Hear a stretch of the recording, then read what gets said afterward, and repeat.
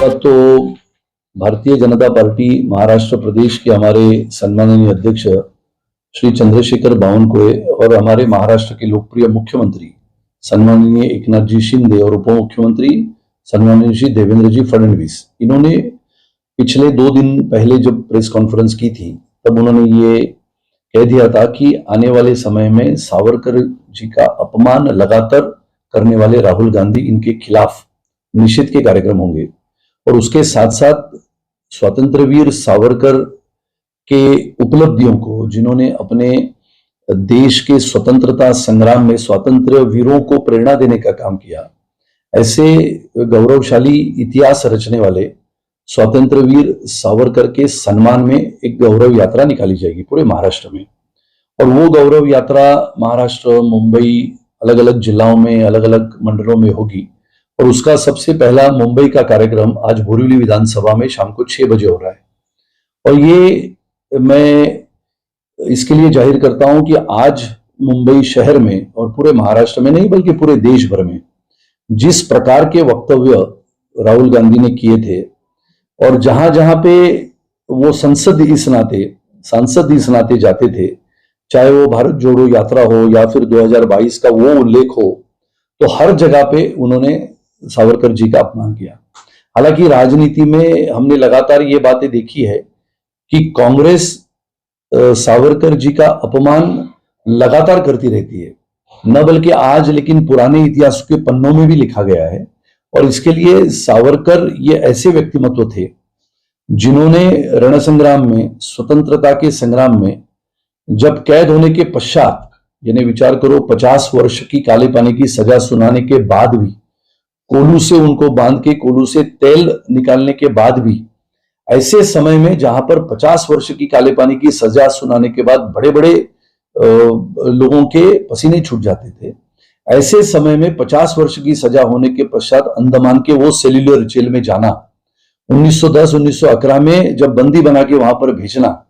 ये सब चीजों को देखते हुए उन्होंने वहां पर अपना जीवन कैसे बिताया, ये सब देखते हुए इतनी अनन्वित अत्याचार होने के बाद भी देश प्रेम, देशनिष्ठा, साहस, त्याग, इसके लिए अपरंपार व्यक्तित्व के धनी स्वतंत्र वीर सावरकर के खिलाफ लगातार अपमान करने वाले राहुल गांधी के खिलाफ ये निषेध का कार्यक्रम है। और इसके साथ साथ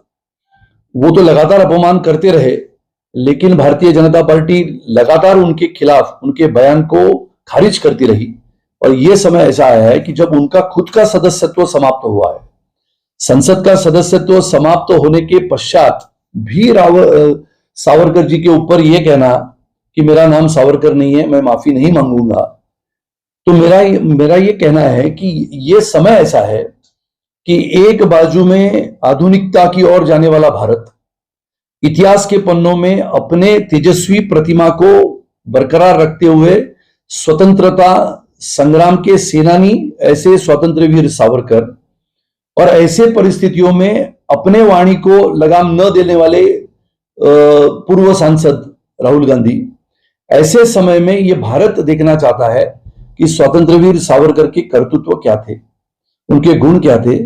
उनकी निस्सीम देशभक्ति क्या थी। और इसके लिए आज का ये कार्यक्रम बोरिवली में है, जिसकी शुरुआत मुंबई भारतीय जनता पार्टी की ओर से हो रही है। इसके लिए मैं सबको, देशभक्त देशप्रेमी नागरिकों को आज के इस बड़े विशाल ऐसी यात्रा में सम्मिलित होने की निमंत्रण देता हूं। लेकिन